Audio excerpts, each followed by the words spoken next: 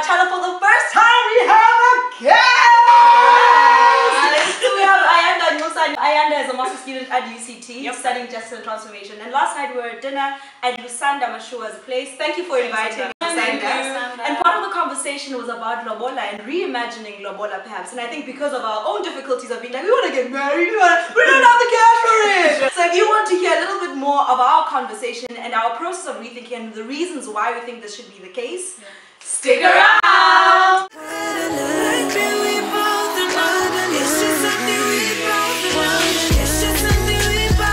Let's first explain what LOBOLA is to people who don't know. It's dowry, basically. If you're a couple that wants to get married, the husband approaches the family of the wife to be, and the wife's family will put forward an amount. The amount is based on these things that we've mentioned. A few of them, like how you were raised, maybe what schools you went to, your achievements, the kind of person you are, the fact that we are losing a girl. And with all of that, then they come up with the price. And then that price will be negotiated until something is settled upon. The initial intention was to build the relationship between the two families and so forth, and back then it was an exchange of cows. So the groom would bring cows to the kraal, but now it's changed to money. And that's where we kind of now grapple. When you use money, you get something in exchange. And so what does it really mean? When my parents took me to a certain school, so they take me to that school because they had in mind that my LOBOLA will then be higher because of that. Was that real? Did that really happen? No, I don't think that was the inspiration. But now it can be used in a negotiation to say, we took her to that school. But like, that was, you're not really thinking that when you took me to the school. You were raising me. You were raising me. But now now all of a sudden, that can be monetarized. Because now as you're talking, I'm thinking like if I buy a car for like 2 million, I expect it to perform 2 million duties. So I'm gonna need you to perform and prove that I bought this, right? You know what I mean? Better than your Audi. And so like once you like, it's like once you put that like on a human, because it's such a capitalist thing and like money is such a big part of it, then you can't, oh she's a virgin, with a degree. Yeah, the specs, that's right. And then it does create a power dynamic because in like, if I don't perform, it's like if I'm not gonna get what I paid for. But how do you attach value to all these intangibles? Because you can't necessarily attach 100k to the fact that your parents paid however much for you to go through med school, or to the fact that you wash dishes or whatever. It feels like it accentuates something in our culture of commodifying women and expecting unrealistic things from women and for women not to be human. And I mean, it's very low-key as well, because when you put it that way, it's almost like, chill. It's the fact that you're almost saying that women can lose value unlike a man, right? So if you're saying this woman's a virgin, for instance, like this woman doesn't have children, there's certain things that you're saying a woman's identity should be attached to in order for her to be more valued than the other woman. So you almost have this good woman, bad woman kind of coin that you're putting out in the world. And just men. And then just men. Men. And then women. Stratifications that these graduated like LOBOLA itself, like particularly like the immediacy of the mount becomes so prime more than like the coming together of these two families, right? As like I was beginning to think like, can we reimagine how we do LOBOLA? So we're still honoring the tradition in that like these two families are coming together. Sorry babes. But maybe we don't have 100k just laying around. Because like Isuga, like where's it coming from? I was in high school for 12 years, varsity for 2 years, and so I haven't built capital, right? And then you can't get married. Then you now I must wait. Now it's now you must wait till 100,000 rand is available for me to finally access this love that I want to, like access in terms of build a family, start life. And as someone who your parents can recognize as having the capacity to love, recognizable relationship. It's only when you can show the money. It's hard for us to even compare our relationship trajectories with those where LOBOLA is not paid. You know, where within Western culture where they'll just, you love each other, we back you, go get married, right? And in those spaces, like, I would even say, probably that's why there's less kids out of wedlock. This is so wild to say. But even in the clinics, even in like, when I'm not seeing the white people, I'm not seeing affluent people. And maybe you could argue that they have more money to go and go to private hospitals, or maybe they terminate earlier, or you know, all those, there's many things that you could say. But maybe because it's easier for them to get into that covenant and then have children. I completely agree. why are we seeing our people having kids and kids and kids out of wedlock, and that carrying the whole weight that it carries?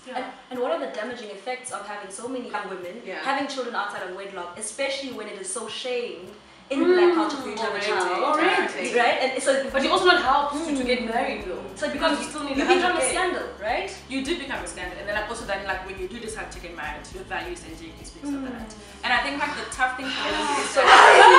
It's that one, it's your value decreases. Your value decreases. Like we esteem the nuclear family, it's Chadila and we have kids, right? But then there's all these blocks in between to get there, and then you have this huge expectation on him to perform his love in the nowness, right? So there isn't it isn't a long-term thing. Actually, in about 10 years' time, this man could really grow in his career and actually be building something together. And I would rather my family say, okay, cool. So who wants you and you guys love each other? Where do you guys see the future going?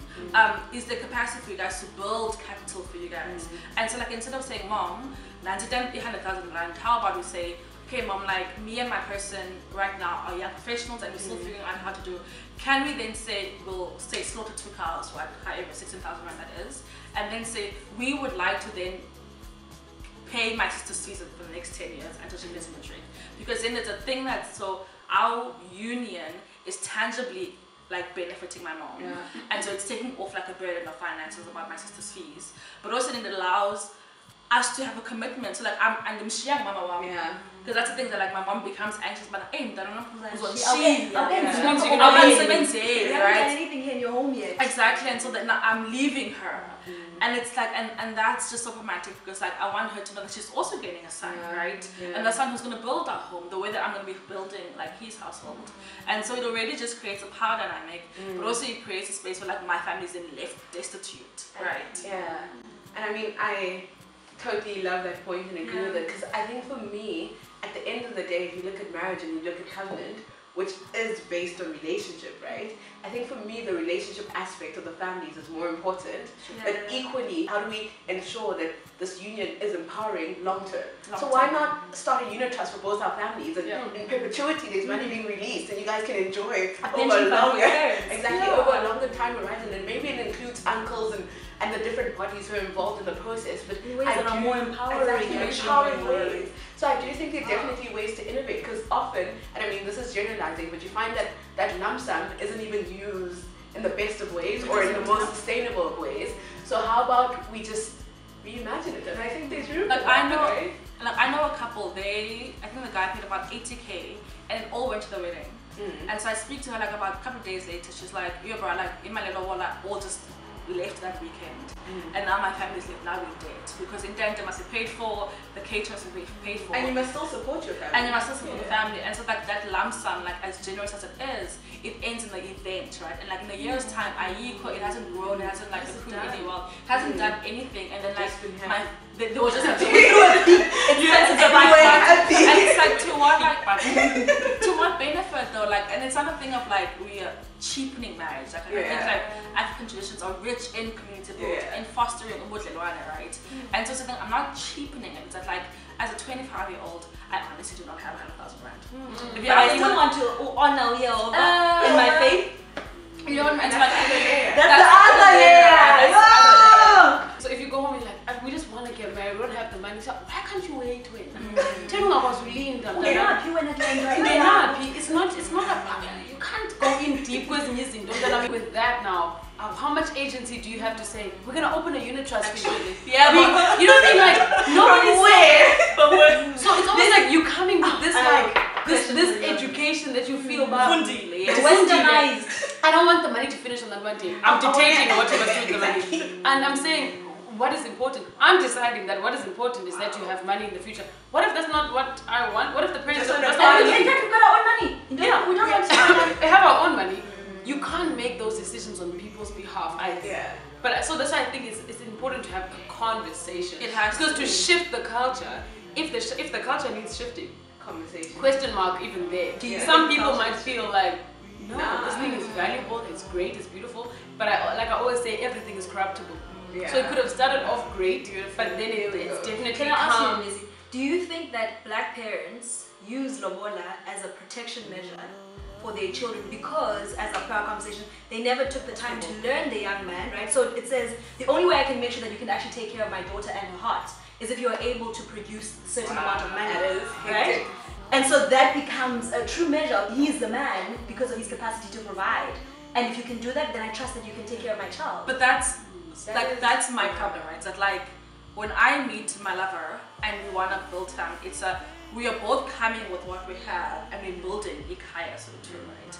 And so to like weight the provision and the financial sustainability of our marriage on him, one is unfair because I'm an entire human being who has the capacity to build capital on my own now, and like marriage is also a thing of like, one, I'm creating hospitality, that like you can come into my space and our family can come together, but also that I need you. That like in order for me to enjoy the fullness of marriage, I need my husband and he needs me as well. And so like, and he needs me emotionally, physically and financially.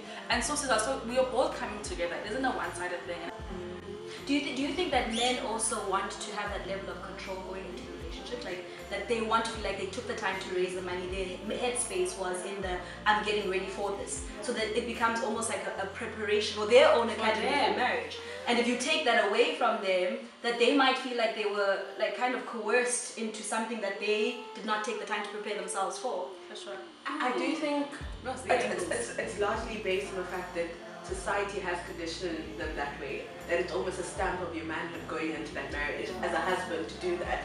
But my question in the deeper layers, should it have so much power to affirm identity as a man, to affirm your identity, collect cash for a woman, to affirm your identity, you need to be paid for and you're worthy of and you're worthy of being paid for, and we can sum up somehow that based on A, B, C, D, you're worth this versus this woman. And so that's my question, whereas the family coming together part, I fully agree with it. It's beautiful and I love that we do that in our culture, so the gifts, etc. But it's identity attached. That's my wrestle, like when I had the conversation with my lover, it's a I don't want your girl's not single. No, I had the conversation with my lover. No, with my lover. It's like one like I want to give you a hug. What? My person. Excitement. I know, like loaded. It's a thing of like I don't want your value and your manhood to lie in your ability to provide, because that's what then we had the conversation about. Or like, what happens if like your wife earns more than you?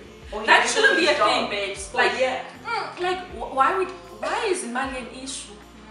An issue in how I value you. So now I must have the kind of career that I must always make sure that I must earn just below him and I become emasculated. Like wow, the moment he has to present a financial strength before we get married, it's always going to be there. We are Satan Kaulela. So we like to meet someone halfway. He wants to provide. You know what I mean? It is in his. It's part of their identity. But it's dangerous, though. But I don't know if it's necessarily wrong, because the other thing is when he does not. When he does not, we mustn't romanticize that place. Yeah. That's my where he is not providing at all. Yeah. And what we want to believe of ourselves is that we'll be able to be gracious and to carry him in that space. But at the very same time, it could also be like, really taking strain. No, yeah. I think we then have to ask of ourselves, like we then need to deconstruct ourselves as women. If he walks in carrying his being in the ability to provide, wow friends, what if something happens? Then like, do we then not feel like a man because like, oh, we didn't bear? I'm saying part of, not it shouldn't be his sole identity, but I'm saying one of the fundamental parts of them is their ability to feel like this home is not collapsing. And that there is a way that women respond to a man who provides well and a man who does not provide well, and they might have those things in their minds, and therefore it informs like, shucks, I really want to be able to provide here. With all of this being said, would you want to be LOBOLA? My hope is that his family and my family would agree to exchange monetary amounts to empower them if they want a lump sum, and then perhaps they can be open to a conversation around, beyond that, this is what we have in place for both our families to sustain you guys and to support you. So that would be my approach. But what makes it easier is not having uncles and aunts in South Africa. The uncles part is a big thing because my mom's a single mother, and so I can come to her and say, Mama, this is what me and Ulava want to do. in Utini when. But now my lover then comes to our home to, oh, Lobola, you know, she's the one who didn't pay Lobola. Yeah. Now I go to his home. Oh, is this still the girlfriend? Because you know, and so we didn't Lobola her. Themselves here. In whatever we want, it's important for us to understand its initial intention, to ask for people who have gone before us. You know, what has it meant for them? What have been the consequences or the benefits of it? So that we make more informed decisions. But even in this middle, to allow ourselves to reimagine. So in the comments, just let us know if you think that really Lobola does have an inherent quality of commodifying women. Do you think that a woman who's not Lobola would be seen as having taken the easier way out or taken a shortcut that ends up cheapening them? If we do then begin to reimagine Lobola, what would it look like? And what would be the steps to the imagination process? In sustainable ways. Also minding that like our particular class also puts us as a privilege, I guess. Our class protects us. And so this conversation isn't just about us, right? And so And do you expect him to pay Lobola for you? And if so, how much? And the guys who are watching, are you keen on Lobola or are you like, nah? So thanks so much for watching.